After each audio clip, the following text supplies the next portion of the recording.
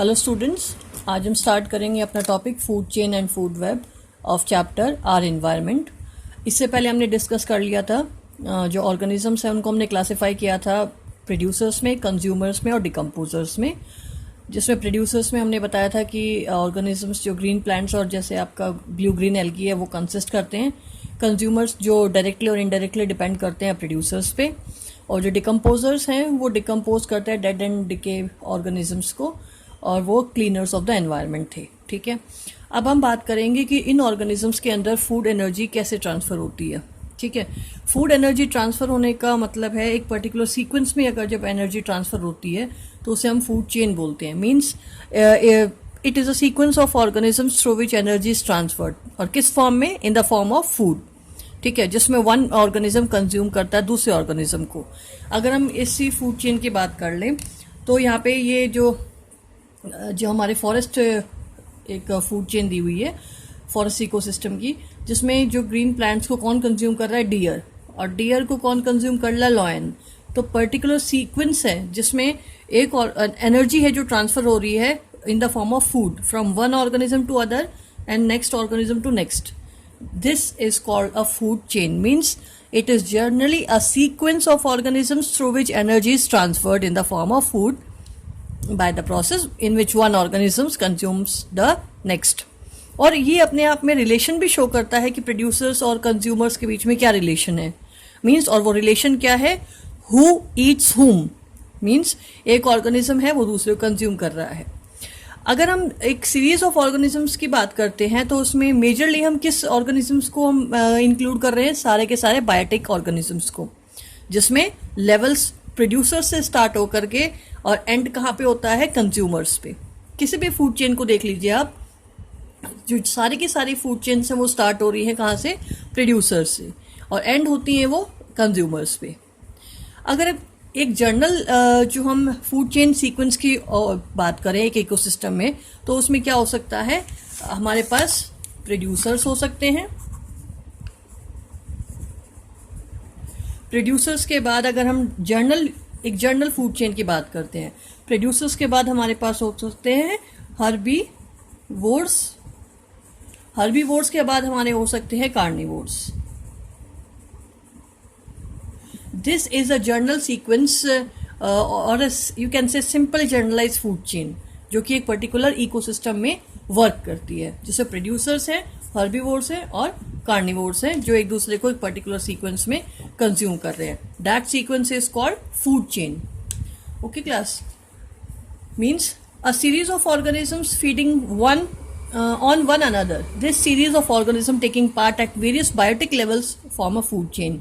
मैंने आपको बता ही दिया, ये सारी की सारी बायोटिक लेवल पे होती है, और ऑर्गेनिज्म के अंदर जो फूड का ट्रांसफर होता है एक ऑर्गेनिज्म से next in a particular chain form और a particular sequence. That sequence is called food chain. Food chain, each step or level of the food chain form the trophic levels. अगर हम trophic level की बात करते हैं तो हमारे पास ये है एक पिरामिड, जिसे हम कह सकते हैं इकोलॉजिकल पिरामिड। ये इकोलॉजिकल पिरामिड है, ग्राफिकल रिप्रेजेंटेशन होता है वेरियस ट्रॉपिक लेवल्स का। अगर आप सबसे पहले मैं आपको ट्रॉपिक लेवल समझाती हूँ। ईच स्टेप, जिसमें जैसे प्रोड्यूसर्स है, प्राइमरी कंज्यूमर्स है जिसमें मेजरली हर्बीवोर्स आता है, उसके बाद हम कह सकते हैं सेकेंडरी कंज्यूमर्स, फिर हमारा टर्शरी कंज्यूमर्स। तो ये एक पर्टिकुलर लेवल पे जब सीक्वेंस चल रहा होता है तो हर एक लेवल जो अपने आप में एनर्जी का है फूड चेन में, वो हमारा क्या कहलाता है? Trophic level. और पूरी की पूरी जो सीक्वेंस है हमारा ग्राफिकल रिप्रेजेंटेशन है ट्रॉपिक स्ट्रक्चर्स का, इसे हम बोलते हैं इकोलॉजिकल पिरामिड्स, जिसमें नंबर ऑफ ऑर्गेनिजम्स भी इंक्लूडेड है, जिसमें एनर्जी है वो भी इंक्लूडेड है। मीन्स अगर हम पिरामिड जो इकोलॉजिकल पिरामिड है अगर उसमें नंबर्स की फॉर्म में बात करें तो इकोलॉजिकल पिरामिड जो है based on the number of organisms eight each trophic level, तो वो क्या कहलाएगा? Pyramid of number. ये जनरली अपने आप में इकोलॉजिकल पिरामिड है, लेकिन अगर हमें बोला जाए पिरामिड ऑफ नंबर, तो पिरामिड ऑफ नंबर क्या है? It is just the number of organisms eight each trophic level. Clear है? जो कि एक पर्टिकुलर पिरामिड को फॉर्मेशन कर रही है, that is called pyramid of number. अगर हम बात करें एनर्जी की फॉर्म में, that is pyramid of energy. तो उस केस में हम बात करेंगे विच predict ecological pyramid which predict the energy transfer from one organism to each next, or we can say the ecological pyramid is one which in which energy is transferred at each trophic level. तो energy के form में जब हम बात करते हैं तो ये पिरामिड जो इकोलॉजिकल पिरामिड है हमारा कहलाता है pyramid of energy, isn't it. अब हम नेक्स्ट बात करते हैं द ऑटोट्रॉफ्स और the producers are at the first trophic level. First trophic level पे मेजरली कौन होंगे? Producers. They fix up the solar energy and make it available for the heterotrophs और द कंज्यूमर्स. और उसे कौन फिक्स करेगा? उस एनर्जी को फिक्स कौन करेगा? प्रोड्यूसर्स. किसके लिए? फॉर द हेटेरोट्रॉफ्स और we can say consumers. The herbivore और the primary consumer. Primary consumer हमारे मैंने बता दिया था आपको हर्बीवोर्स होते हैं. नेक्स्ट अगर हम बात करते हैं come to the herbivore or the primary consumer are at the second. It means producers are here in the trophic level is first कह सकते हैं ट्रॉपिक लेवल. नेक्स्ट जो हर्बीवोर्स आएंगे कंज्यूमर्स की कैटेगरी के जो हमारे कहलाएंगे प्राइमरी कंज्यूमर्स, और वी कैन से अगर ट्रॉपिक लेवल की बात करें तो सेकेंड ट्रॉपिक लेवल. ठीक है.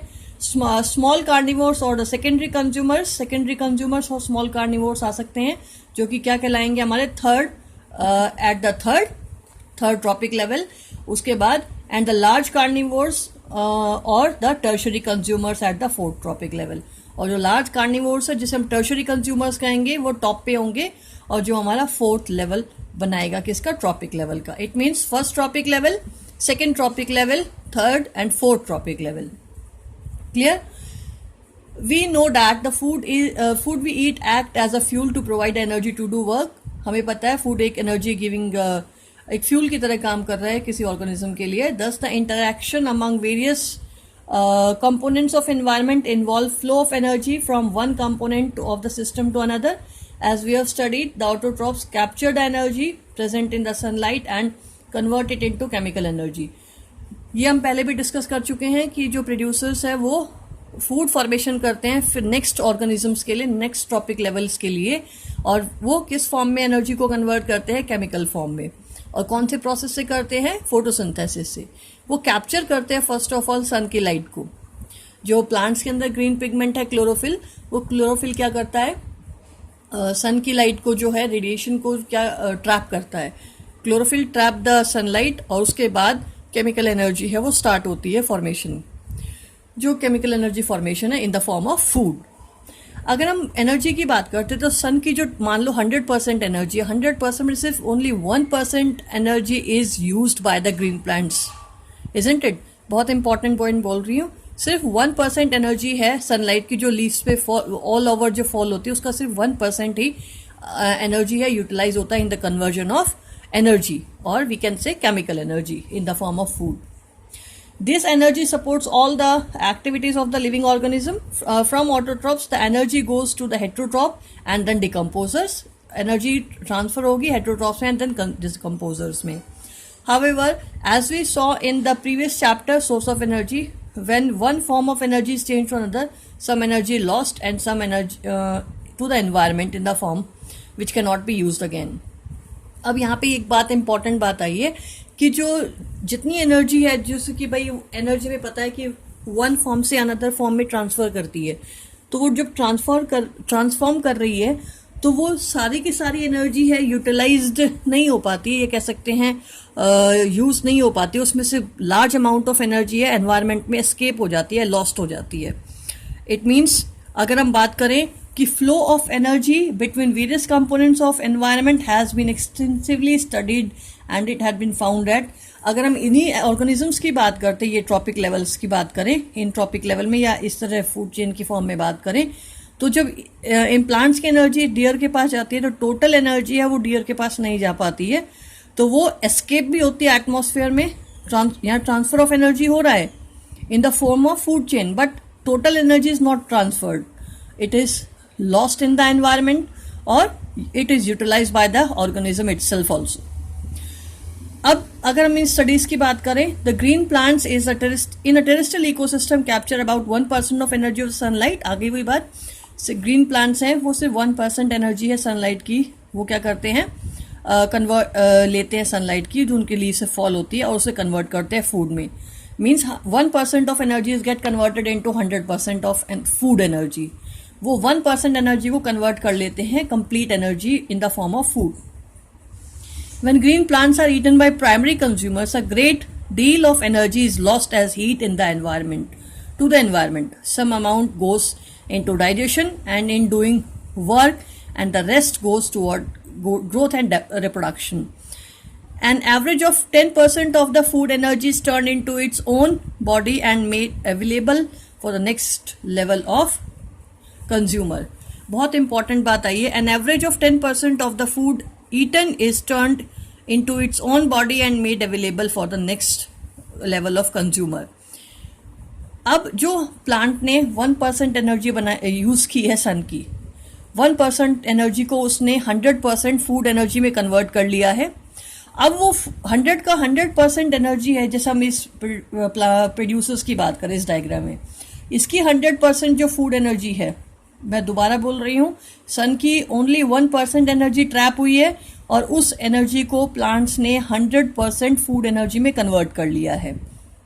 वो 100% एनर्जी जो फूड की है वो टोटली ट्रांसफर नहीं होगी, बिकॉज प्लांट्स हैं वो अपनी जितनी ग्रोथ और डेवलपमेंट की प्रोसेसेस है उसमें यूज़ करेगा, जितनी भी उसकी मेटाबॉलिक एक्टिविटीज़ है वहाँ यूज़ करेगा.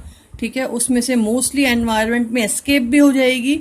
देखो, a great deal of energy is lost as heat to the environment when green plants are eaten by primary consumer. जब ग्रीन प्लांट्स प्राइमरी कंज्यूमर को जब ये प्राइमरी कंज्यूमर ग्रीन प्लांट्स को consume करते हैं, तो इसकी 100%, इसी की बात करें तो इसकी 100% एनर्जी इसके पास ट्रांसफ़र नहीं हुई है. उसने अपना ग्रोथ डेवलपमेंट किया है, बायोलॉजिकल मेटाबॉलिक एक्टिविटीज़ की हैं, तो इसकी 100% एनर्जी है वो टोटल इसके पास नहीं जाएगी. सिर्फ उस 100% का 10% एनर्जी ही ट्रांसफ़र होगा डियर के पास, जो कि हमारा क्या कहलाता है, प्राइमरी कंज्यूमर. अब वो प्राइमरी कंज्यूमर है, जो उसके पास 10% एनर्जी आई है उसको टोटली ट्रांसफ़र लाइन के पास नहीं करेगा या नेक्स्ट लेवल के पास नहीं करेगा. उसको वो खुद भी यूटिलाइज करेगा फॉर इट्स मेटाबॉलिक एक्टिविटीज़, और lot of energy is escaped in the form of heat. Means atmosphere में एनर्जी है वो एस्केप भी होती जाएगी, वो ऑर्गेनिज्म यूटिलाइज भी करेगा, और उसका सिर्फ 10% ही आगे ट्रांसफ़र करेगा. 10% ही आगे ट्रांसफ़र करेगा. That is called 10% law.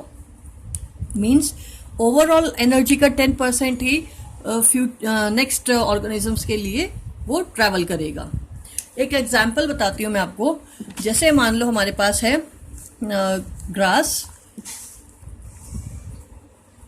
Grass के पास जो एनर्जी है वो किलो जूल्स में होती है बेटा, या कह सकते हैं जूल्स में. आप जो भी वो एग्जाम में क्वेश्चन आता है जूल्स की फॉर्म में हो, किलो जूल्स की फॉर्म में हो, उस अकॉर्डिंग आप बात कर सकते हो. मान लो हमारे पास ग्रास है, उसके पास 1000 जूल ऑफ एनर्जी है. जो नेक्स्ट ऑर्गेनिज्म है हर्बीवोर, उस हर्बीवोर में इस 100% एनर्जी का सिर्फ 10% ही आगे ट्रांसफर करेगा. इसका 10% कितना हो गया, 100 जूल.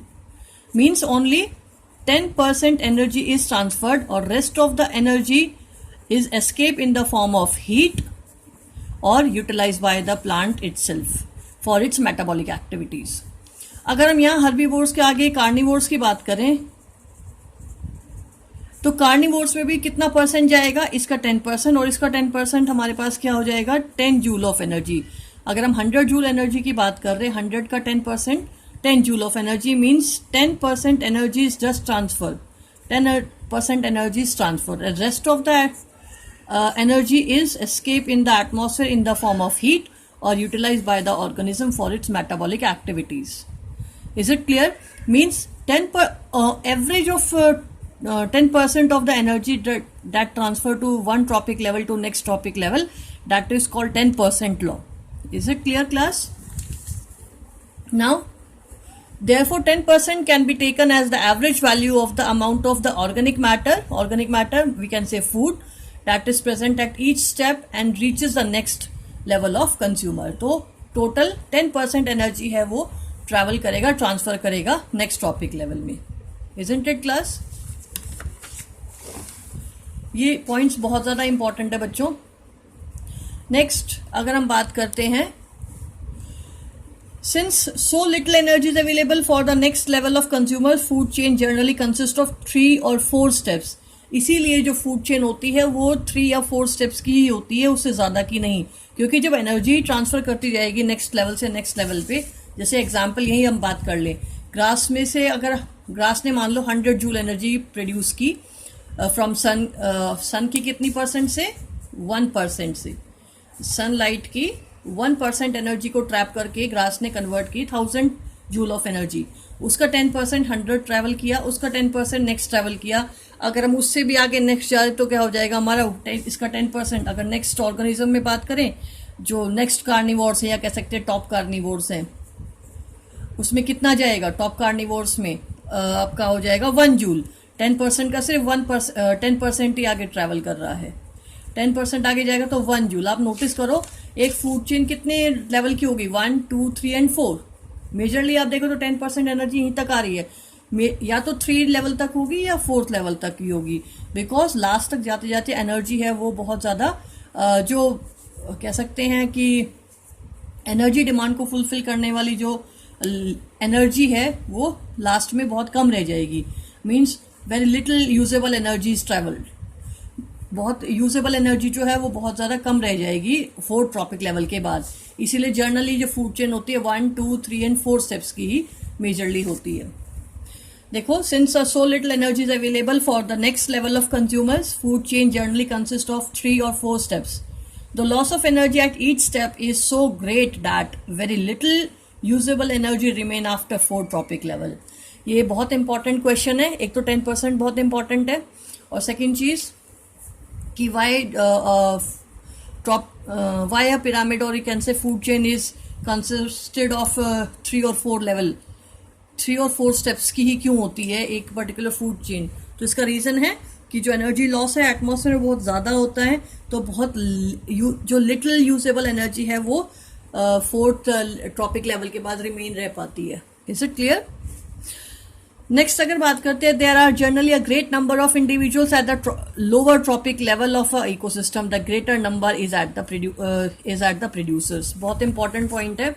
अगर हम एक ट्रॉपिक लेवल की बात करें, इस डायग्राम में देखो जो प्रोड्यूसर्स हैं उसमें लार्ज नंबर ऑफ ऑर्गेनिजम्स है as compare to primary consumers और सेकेंडरी और नेक्स्ट। मीन्स अगर हम कंपेयर करते हैं, अगर एक किसी का फूड चेन को कंपेयर करो जो फॉरेस्ट की है, प्लांट्स और ट्रीज बहुत ज़्यादा होंगे, उनके कंपैरिजन में डियर और भी कम होंगे, और डियर के कंपैरिजन में क्या होगा, लायन है वो टाइगर्स है वो और भी कम होंगे।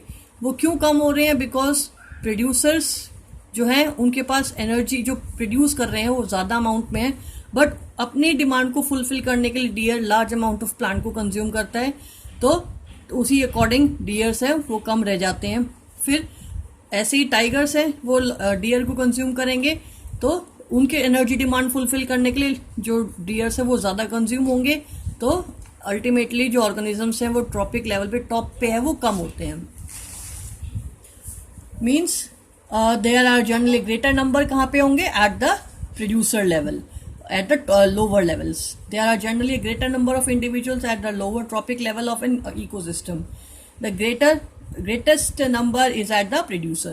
अगर वन वर्ड क्वेश्चन आता है कि ग्रेटर नंबर कहाँ पे होगा, प्रोड्यूसर्स एक ग्रेटर नंबर ऑफ ऑर्गेनिज्म कहाँ पे होंगे ट्रॉपिक लेवल में, तो आप आंसर करोगे एट द प्रोड्यूसर लेवल और the lower trophic level. The energy and complexity of the food chain very greatly. अब each organism is generally eaten by 2 or more other kinds of organism, which in turn are eaten by several other organisms. So instead of a straight line food chain, the relationship can be shown as a series of branch linked called a food web. अब हम second जो हमारा topic है food web की बात करेंगे। अभी क्या होता है कि भाई लेंथ और कॉम्प्लेक्सिटी फूड चेन की बहुत ज़्यादा वेरी करती है कि भाई अब इस फूड चेन को ये देखो, अगर हम यहाँ पे बात करते हैं, ये जो ग्रास क्रॉप है इसको रैट भी कंज्यूम कर रहा है, और इसको कौन कंज्यूम कर रहा है, ग्रास होपर्स भी कंज्यूम कर रहे हैं। इट मीन्स एक ऑर्गेनिज्म को कंज्यूम करने वाले ऑर्गेनिजम्स 2 और मोर देन 2 हो सकते हैं। तो इस तरह का जो लिंकअप सिस्टम बनता है फूड चेन के अंदर, मतलब एक फूड चेन का ऑर्गेनिज्म है वो किसी और ऑर्गेनिज्म के थ्रू भी कंज्यूम हो रहा है, that network is called food web. Means networks of various food chains. Food chains का जो नेटवर्क है जिसमें one organism is consume by more than one organism, that form a food web. अगर मैं आपसे क्वेश्चन करती हूँ कि फूड वेब ज़्यादा अच्छी है या कह सकते हैं फूड चेन, तो हम बात करेंगे फूड वेब।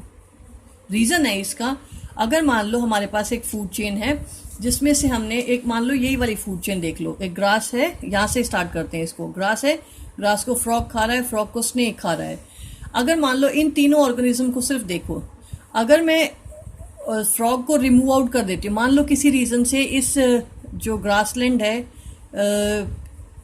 ग्रासलैंड कह या क्रॉप फील्ड कह लो, क्रॉप फील्ड में जो ऑर्गेनिजम्स है या ग्रासलैंड की इकोसिस्टम है, इसमें हम कह सकते हैं मान लो इस फ्रॉग को रिमूव आउट हो जाए, किसी भी रीज़न से रिमूव आउट हो जाए, तो क्या होगा, ग्रासेस बढ़ जाएंगी या क्रॉप बढ़ जाएगी, और इनको कंज्यूम करने वाला कोई नहीं होगा। अल्टीमेटली स्नेक्स हैं, स्नेक है जो फ्रॉग को ईट कर रहे हैं, वो स्नेक है, उन मतलब वो मर जाएंगे because of the lack of the frog. Ultimately पूरी की पूरी जो फूड चेन ये वाली है, ये क्या हो जाएगी, डिस्ट्रॉय हो जाएगी। मीन्स इकोलॉजिकल बैलेंस है वो इम्बैलेंस हो जाएगा। सो इकोलॉजिकल बैलेंस कब क्रिएट होगा, जब एक ऑर्गेनिज्म, मान लो अब स्नेक को फ्रॉग ईट करने के लिए नहीं मिला तो कोई बर्ड मिल सकती है, अगर फूड वेब होती तो, ठीक है। अगर मान लो हम यहाँ पे बात करें रैट की, तो रैट को ये ऑर्गेनिज्म कंज्यूम कर रहा है, तो और स्नेक भी कंज्यूम कर रहा है, ठीक है। और यहाँ पे इसी कंडीशन में हम और देख लें कि जैसे एक एग्जाम्पल है ये वाला देख लो, जिसमें क्या है, ये वाला देख लो, जैसे रैट है, रैट को कौन कंज्यूम कर रहा है, ये स्नेक, ठीक है। तो अब मान लो स्नेक को कौन नहीं मिला, फ्रॉग नहीं मिला था, क्योंकि फ्रॉग है इरेडिकेट हो गए, किसी भी रिमूव आउट हो गए हैं उस इकोलॉजी से किसी भी रीजन से, तो उसको रैट नहीं मिला तो कोई और, फ्रॉग नहीं मिला तो रैट मिल गया। वो कब क्रिएट हुआ, जब जो वेरियस फूड चेन्स हैं वो एक दूसरे से इंटरलिंक्ड हुई। मीन्स फूड वेब में इकोलॉजिकल बैलेंस होने की कंडीशन बहुत ज़्यादा होती है। इकोलॉजिकल बैलेंस बना रहता है किसके through, through the food web as compare to food chain. From the energy flow diagram two things became clear. First, the flow of energy is unidirectional. अगर आप फूड चेन की बात करो, फूड चेन या फूड वेब किसी की बात कर लो बेटा, एनर्जी है वो यूनिडायरेक्शनल है, एक ही डायरेक्शन में। अगर मान लो इसी को देखो, अगर ये जो क्रॉप है या ग्रास है, एनर्जी यहाँ पे इसकी एनर्जी फ्रॉग में जा रही है, फ्रॉग की एनर्जी स्नेक के में जा रही है। ऐसा तो नहीं है कि स्नेक की एनर्जी फ्रॉग में, फ्रॉग को कंज्यूम कर रहे हैं प्लांट्स। मीन्स एनर्जी है वो एक ही डायरेक्शन में ट्रैवल कर रही है। Energy flow is unidirectional. Means energy is trap by the autotrophs. First of all producers energy को ट्रैप करेंगे, कन्वर्ट करेंगे उसको एनर्जी में और in the form of food. फिर उसके बाद सीक्वेंस से फूड एनर्जी है ट्रैवल करेगी from one organism to next. The energy that is captured by the autotrophs does not revert back. Revert back नहीं होती, जैसे मैंने भी इस एग्जाम्पल में बात की आपको, फ्रॉग के एग्जाम्पल में। फ्रॉग में मैंने आपको बताया अभी कि अगर मान लो ये क्रॉप है या ग्रास है, इसको फ्रॉग खा रहा है, तो वापस फ्रॉग को प्लांट्स नहीं कंज्यूम करेंगे, तो ये फ्रॉग को कौन कंज्यूम करेगा, स्नेक कंज्यूम करेगा। मीन्स एनर्जी है पर्टिकुलर एक ही चेन में चलेगी, सीक्वेंस में चलेगा, रिवर्ट बैक नहीं होगी। The energy that is captured by the autotroph does not revert back to the solar input, and the energy which is passes to herbivore does not come back to the autotrophs. That's why we are called energy flow is unidirectional. Another important question है ये। Next अगर हम बात करते हैं, as it move progressively through the various trophic levels, it is no longer available to the previous levels. ये तो हम बात कर चुके, जो ऊपर वाला पॉइंट हमने बात की थी उसमें। अब और इम्पॉर्टेंट बात जो कि एक्सप्लेन करता है कि जो अभी यहाँ पे एनर्जी तो देखो 10% लॉस से 10% है वो आगे ट्रैवल करती है। मीन्स एनर्जी है वो कम होती जाती है। पहले एक एग्जाम्पल में अभी हमने बात की थी, जैसे यहाँ पे ग्रास है, ग्रास के पास 1000 जूल थी, फिर 100 जूल हुई, फिर 10 जूल हुई, उसके बाद 1 जूल हुई। मीन्स एनर्जी है वो कम होती जा रही है।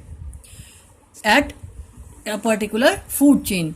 एक पर्टिकुलर फूड चेन में एनर्जी है वो क्या हो रही है, बहुत कम होती जा रही है लेवल्स वाइज। बट अगर हम केमिकल्स की बात करते हैं तो केमिकल्स हैं वो एक्यूमुलेट होते जाते हैं, बिकॉज जो केमिकल्स हैं ना ही उसको बॉडी यूटिलाइज कर रही होती है ऑर्गेनिजम्स की, और ना ही वो एटमॉस्फेयर में एस्केप होते हैं in the form of heat और in the form of energy form, is it. तो वो हर ऑर्गेनिजम्स के अंदर एक्यूमुलेट होती जाएगी, और वो ईच ट्रॉपिक लेवल में एक्यूमुलेशन के बाद टॉप पे सबसे ज्यादा जो ऑर्गेनिज्म है उसके अंदर ज्यादा केमिकल्स एक्यूमुलेट होते जाएंगे। दैट इज कॉल्ड आपका बायोलॉजिकल मैग्निफिकेशन। ठीक है, अब इसी को हम डिस्कस कर रहे हैं। Another interesting aspect of food chain is how unknowingly some harmful chemicals enter our body. एक और फूड चेन की इंपॉर्टेंट बात है कि उसमें जो हार्मफुल केमिकल्स हैं वो बॉडी में एक्यूमुलेट होते जाते हैं, किसमें, एक पर्टिकुलर फूड चेन में। You have read in chapter in class 9 how water get polluted. One of the reason is the use of several pesticides and other chemicals to protect our crop from diseases and pests. ठीक है, these chemicals are either washed down into the soil or into the water bodies. एक example है कि जब हम fertilisers या chemical pesticides वगैरह spray करते हैं अपनी क्रॉप में, तो वो क्रॉप से वो कहाँ जाता है, अल्टीमेटली सॉइल के अंदर, और सॉइल मतलब वॉश्ड अप होके कहाँ जाता है, सॉइल के अंदर, और सॉइल से फिर वो वाटर बॉडीज में, जो जिसको कौन कंज्यूम, जो फिर कहाँ एंटर कर जाते हैं, प्लांट्स के अंदर। From the soil these are absorb by the plants along with water and minerals. तो उसको कौन एब्जॉर्ब कर लेगा, प्लांट, और प्लांट्स एब्जॉर्ब कर लेंगे with the help of water and minerals. अगर वाटर बॉडीज में चला गया तो and from the water bodies they are taken up by the aquatic plants and animals. और जब वो प्लांट्स के अंदर चला गया, चाहे वो एक्वेटिक हैं चाहे वो लैंड टेरेस्ट्रियल के हैं, तो वो जो नेक्स्ट ऑर्गेनिज्म उन्हें कंज्यूम करेगा वो एज इट इज कंज्यूम होके नेक्स्ट ऑर्गेनिज्म में ट्रैवल कर जाएंगे। क्यों? क्योंकि वो केमिकल्स ना ही प्लांट ने अपनी बायोलॉजिकल मेटाबॉलिक प्रोसेसेस के लिए यूज किया, ना ही वो एटमॉस्फेयर में एस्केप हुआ। ठीक है, जैसे कि एनर्जी हो रही थी, एनर्जी यूटिलाइज भी हो रही थी ऑर्गेनिज्म के थ्रू, और एटमॉस्फेयर में एस्केप भी हो रही थी, तो उसका 10% ही आगे ट्रैवल कर रहा था। बट केमिकल्स में as it is 100% chemical is just transfer to the next organism. उसके बाद देखो, this is one of the way in which they enter the food chain as these chemicals are not degraded. These chemicals जो है degrade नहीं होते, they get accumulated progressively at each trophic level. As human being occupy the top level in the food chain. अगर एक human being की बात करते हैं तो ह्यूमन बीइंग टॉप लेवल पे, अगर हम कह सकते हैं एक कंज्यूमर है हमारा, टॉप कंज्यूमर, तो उसके अंदर एक्यूमुलेशन जो केमिकल का होगा वो सबसे ज्यादा होगा। As human being occupy the top level in a food chain, the maximum concentration of these chemicals get accumulated in our body. This phenomena is known as biological magnification or bioaccumulation of the chemicals. Biological magnification बोलो या bioaccumulation of chemicals बोलो, दोनों term एक ही हैं। इसीलिए अब कुछ बहुत इंपॉर्टेंट पॉइंट बोल रही हूँ। अभी एग्जाम में, अब की बार के जो बोर्ड के एग्जाम में क्वेश्चन भी आया था कि कुछ हद तक जो बायोलॉजिकल मैग्निफिकेशन का इफेक्ट है वो किस प्रोसेस, कैसे आप रिमूव कर सकते हो, आप कैसी डेली लाइफ में ऐसी क्या एक्टिविटीज करके, तो आप उसे वॉश कर सकते हो। ये बहुत इंपॉर्टेंट पॉइंट है ये वाला। This is the reason why are food grain such as wheat and rice, vegetable and fruit are even meat contain varying amount of pesticide. They can not always be remove by washing और other means. ये washing और other means से remove out नहीं हो सकते, but कुछ extent तक question, exam में क्वेश्चन आया था, कुछ एक्सटेंट तक आप कैसे रिमूव आउट कर सकते हो। तो हम कैसे कर सकते हैं, we wash our vegetables and fruits first of all. एक तो ये करोगे, और दूसरा कंडीशन क्या हो सकता है कि आप कोशिश करो कि हर्बीवोर्स रहो, मतलब कोशिश करो कि यू आर वेजिटेरियन। हर्बीवोर्स तो नहीं बोलेंगे, कोशिश करो कि जो ह्यूमन बींग्स हैं वो मेजरली वेजिटेरियंस ही रहे, तो उससे क्या है, एक्यूमुलेशन की जो पॉसिबिलिटी है केमिकल्स की वो कम हो जाती है। ठीक है, तो कुछ एक्सटेंट तक हम कैसे कर सकते हैं, बाय वॉशिंग देम। इसमें तो बोला है they can not be remove by washing, but we can use washing for this process. ठीक है, क्योंकि अब की बार का बोर्ड का क्वेश्चन था ये। नेक्स्ट अगर हम बात करते हैं, how do our activities affect the environment. हमारी एक्टिविटीज एनवायरमेंट को कैसे अफेक्ट करती है, बहुत ज़्यादा करती है। हम ह्यूमन बींग्स हैं, ग्रोथ और डेवलपमेंट करने के चक्कर में नेचर को हार्म करते ही करते हैं, और हमारी एक्टिविटीज़ एनवायरनमेंट को हार्म करती हैं। जैसे हमने पोल्यूशंस की फॉर्म में बात की थी, पॉल्यूटेंट्स की फॉर्म में बात की थी। We are the integral part of an environment. Change in our environment affect us and our activities change the environment around us. ठीक है, ये बोल दिया है मैंने. We have already seen in class 9th how our activities pollute the environment. In this chapter we shall looking at two environmental problems in detail. जैसे आपका depletion of ozone layer और वेस्ट डिस्पोजल. हमने बहुत सारी चीज़ें पढ़ ली थी जो क्लास 9th में की थी, जैसे आपका water pollution, soil pollution, air pollution. तो उनमें हमने सभी को डिस्कस किया था, लेकिन अब उनको सारा को डिस्कस ना करके हम दो टॉपिक्स डिस्कस करेंगे यहाँ पे, जो एनवायरनमेंट की एक्टिविटी, जो ह्यूमन की एक्टिविटी जो एनवायरनमेंट को हार्म कर रही हैं, वो का डिप्लीशन ऑफ ओजोन लेयर और waste disposal. First of all अगर हम ओजोन की बात करते हैं तो ओजोन क्या है बेटा? Ozone is O3 molecule of the oxygen. अगर हमें क्वेश्चन किया जाए कि एलिमेंटल फॉर्म ऑफ ऑक्सीजन कौन सा है, तो हम कहेंगे ऑक्सीजन गैस O2 और ओजोन जो कि O3 होती है. That two are elemental form of oxygen. Ozone O3 is an molecular form by three atoms of oxygen, जिसमें क्या है, 3 मॉलिक्यूल्स होंगे किसके? ऑक्सीजन के. Means elemental form of oxygen कितने एटम्स? With 3 atoms. तो molecules with 3 atoms of oxygen is called ozone. और ozone क्या करती है? एटमॉस्फेयर में अल्ट्रावायलेट जो रेडिएशन है सन की, उसको प्रोटेक्ट करती है अर्थ पे आने से, क्योंकि they are harmful. While O2 which we normally refer as oxygen is essential for all the aerobic form of life. मतलब हमारे पास 2 एलिमेंटल फॉर्म आ गए, एक तो ओजोन आ गया और दूसरा हमारा ऑक्सीजन गैस आ गई. ठीक है, जो कि एरोबिक फॉर्म ऑफ लाइफ के लिए इंपॉर्टेंट है. Ozone is deadly poison. Ozone poison होता है एक अपने आप में, इसीलिए लोअर लेवल पे ओजोन नहीं मिलती है. ध्यान दिया करो. हम लोअर लेवल पे कौन सी गैस है? O2, रेस्पिरेटरी जो यूज ब्रीथिंग के लिए जो यूज गैस है. लेकिन जो ओजोन है ये टॉप पे है, स्ट्रेटोस्फेयर लेयर में है. ठीक है. However, at the higher level of the atmosphere, ozone perform an essential function. Ozone pollution poisonous है, पॉइजनस गैस है अपने आप में, बट फिर भी वो क्या है? एसेंशियल काम करती है किसका? प्रोटेक्शन का. They shield it us from the harmful ultraviolet radiation. It shield the surface of the earth from the ultraviolet UV radiation from the sun. This radiation is highly damaging to organism. ये radiation बहुत ज़्यादा highly damaging होती है organisms के लिए. और वो कैसे कैसे डैमेज करती है? वो कर सकती है स्किन कैंसर कर रही है ह्यूमन बींग्स में, एज फॉर एग्जाम्पल. नेक्स्ट अगर हम बात कर रहे हैं, ozone at higher level of the atmosphere is product of UV radiation acting upon the O2 molecules. First of all अगर हम ये पैराग्राफ एक्सप्लेन कर रहा है formation of ozone layer. Ozone layer की फॉर्मेशन की बात करते हैं तो ओजोन बनती कैसे? जो मॉलिक्यूलर फॉर्म ऑफ ऑक्सीजन है O2, जब उस पर अल्ट्रावायलेट रेडिएशंस पड़ती हैं तो वो स्प्लिट हो जाता है 2 एटम्स ऑफ ऑक्सीजन में. ठीक है, बट 2 एटम्स जो हैं वो स्टेबल नहीं है, तो क्या होगा? फिर अनदर मॉलिक्यूल ऑफ ऑक्सीजन आएगा और एक एटम ऑफ ओजोन के साथ कंबाइन हो जाएगा, O3 एक स्टेबल एटम बन जाएगा. ऐसी केस में अगर दूसरा एटम है फिर से और ऑक्सीजन मॉलिक्यूल के साथ कंबाइन करेगा और ओजोन मॉलिक्यूल अगेन बन जाएगा. मीन्स ओजोन कैसे बन रहा है? By splitting of the oxygen O2 molecule in the presence of UV radiation and then recombination of the oxygen with the oxygen atom. अब ये जो ओजोन फॉर्मेशन है ये तो हमने बात कर ली इस तरह कि भाई ozone at the higher level of atmosphere is a product of UV radiation acting on the O2 molecule. The higher energy UV radiation split apart some molecule of O2 into free oxygen atoms. ठीक है, these atoms then combine with the molecular oxygen to form the ozone. ये मैंने आपको बता दिया है. The amount of ozone in the atmosphere began to drop sharply in 1980s. जो ozone molecules हैं वो ओजोन की जो लेयर है वो डिप्लीट होती जा रही है. ओजोन जो मॉलिक्यूल्स एटमॉस्फेयर में वो कम होते जा रहे हैं, ड्रॉप होते जा रहे हैं. कब से? 1980s से. This decrease has been linked to synthetic chemical like. उसका मेजर रीजन कौन सा है? The major reason is chlorofluorocarbon CFC which is use in refrigerants and in fire extinguishers, जो यहाँ पे यूज होता है. और अब इसको क्या किया गया है कि भाई जो भी है जो हमारा क्लोरोफॉर्म है, ये क्लोरोफ्लोरोकार्बन, उसको इन 1987 में यूनाइटेड नेशंस, यहाँ से पढ़ लेती हूँ मैं.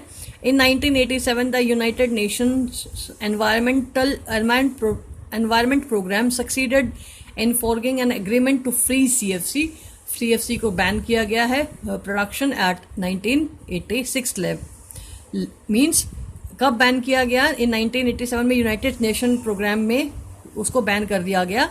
क्या किसको? फ्रीज किया गया है CFC प्रोडक्शन को। ठीक है, मीन्स ये इस तरीका है कि जो ओजोन को डिप्लीट करने वाली जो गैस है उसको ना यूज़ करें एटमॉस्फेयर में, बिकॉज वो क्या करते हैं? डिप्लीट करते हैं एटमॉस्फेयर को। नेक्स्ट है managing the garbage we produce. Managing the garbage means जो हम गार्बेज प्रोड्यूस करते हैं उसको कैसे मैनेज करें। अगर हम बात करते हैं विजिट एक पढ़ते हैं स्टडीज, उसके बाद बात करेंगे। विजिट एनी टाउन और city we use sure to find heaps of garbage all over the places. Visit any place of tourist interest we use, and we are sure to find the places littering with empty food wrappers. In the early classes we have talked about this problem dealing with the garbage that we generate.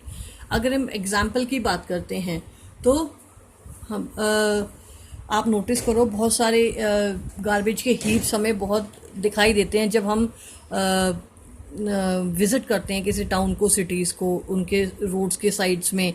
ठीक है, या हम कह सकते हैं अगर हम किसी टूरिस्ट प्लेस पे जाते हैं तो वहाँ पे क्या होगा? बहुत सारा वेस्ट है वो हम यूं ही फेंक देते हैं, जैसे हमारा एम्प्टी बॉटल्स हो गई, एम्प्टी कैंस हो गई, जो फूड रैपर्स हो गए, है ना। तो अल्टीमेटली हम क्या कर रहे हैं? गार्बेज को प्रोड्यूस कर रहे हैं लार्ज अमाउंट में, और अल्टीमेटली जो गार्बेज जनरेट हो रहा है वो क्या कर रहा है? पोल्यूशन क्रिएट कर रहा है, चाहे वो सॉइल पोल्यूशन हो, चाहे वो वाटर पोल्यूशन हो। नेक्स्ट, अब हमारा क्वेश्चन ये है कि हम इस गार्बेज को कैसे मैनेज करें। आप लोगों ने पहले कभी क्लासेस में पढ़ा होगा, we can manage our garbage by using 4RS system. 4RS system को यूज़ करके हम क्या कर सकते हैं? अपना गार्बेज मैनेज कर सकते हैं।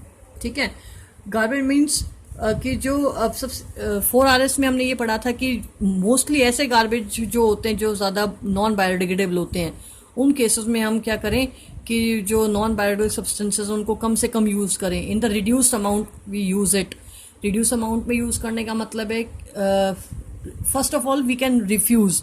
सबसे पहले हम रिफ्यूज़ ही करेंगे कि हम उसको अवॉइड ही करेंगे, बट कंडीशन अगर डेवलप होती है कि हम रिफ्यूज़ नहीं कर सकते, कुछ अमाउंट में हम यूज़ करना ही ज़रूरी है, तो we can use that garbage in reduced amount. उसके बाद हम उसको क्या कर सकते हैं? रिड्यूस्ड अमाउंट में यूज़ करने के बाद हम उसे रीयूज़ कर सकते हैं। रीयूज़ करने के बाद हम उसको कहाँ दे सकते हैं? रिसाइकलिंग भी दे सकते हैं। मीन्स ये जो 4RS सिस्टम है इसको हम क्या कर सकते हैं? गार्बेज मैनेजमेंट के लिए यूज़ कर सकते हैं। और गार्बेज मैनेजमेंट का तरीका क्या है कि हम जो गार्बेज है उसको सेग्रीगेट करें, कि भाई बायोडिग्रेडेबल वेस्ट को अलग से करें, नॉन बायोडिग्रेडेबल वेस्ट को अलग से, मतलब अलग अलग बिन्स में यूज़ करें। प्रॉपर मेथड है जो गार्बेज डिस्पोजल का, जैसे कि सेग्रीगेशन है ना, उनको, और जैसे नॉन बायोडिग्रेडेबल है तो उनको रिसाइकलिंग के लिए देना।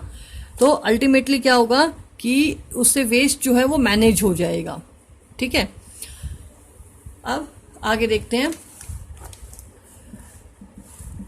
Improvement in our lifestyle have resulted in greater amount of waste material generation. हमारी लाइफस्टाइल की ऐसी हो गई है कि हम बहुत सारा वेस्ट जनरेट करते हैं। Change in attitude also have play a role with more and more things to we use becoming disposable. Changes in packing have resulted in much of our waste becoming non biodegradable. ये कुछ methods है जिसके कारण क्या है, non biodegradable waste है वो generate हो रहा है। जैसे कि हमारा एटीट्यूड क्या है कि भाई हम जितना हो सके मोर डिस्पोजेबल्स जो है वो यूज़ कर सकें। डिस्पोजेबल वेस्ट जब यूज़ करते हैं, जैसे थर्मोकॉल्स वगैरह के जो हमारे कंटेनर्स मिलते हैं डिस्पोजेबल, और अल्टीमेटली क्या होगा, पैकेजिंग हमारा जो मेथड है वो भी बहुत ज़्यादा वेस्ट जनरेट कराता है। ठीक है, तो अब इसको अगर हम कहें कि गार्बेज मैनेजमेंट हम कैसे करें, तो हम कैसे मैनेज कर सकते हैं? सबसे पहले हम 4RS सिस्टम को अप्लाई कर सकते हैं अपनी डेली लाइफ में। सेकेंड चीज़, जितना हो सके चीज़ों को सेग्रीगेट करें, वेस्ट को सेग्रीगेट करें, और वेस्ट को सेग्रीगेट करने के बाद बायोडिग्रेडेबल वेस्ट को डिग्रेड करके मैन्योर वगैरह में कन्वर्ट कराएं। नेक्स्ट, अगर हम बात कर रहे हैं नॉन बायोडिग्रेडेबल की, उनको हम रीयूज़ करें, रिसाइकिल करें, ताकि जो कह सकते हैं जो हमारा वेस्ट है वो इजीली हम मैनेज कर पाएँ। Is it clear class? अब हमारा यहाँ पे ये चैप्टर फिनिश हो रहा है। आप देख लीजिएगा एक बार, आपको जो नहीं समझ आए पूछ लीजिएगा, ठीक है? Okay class.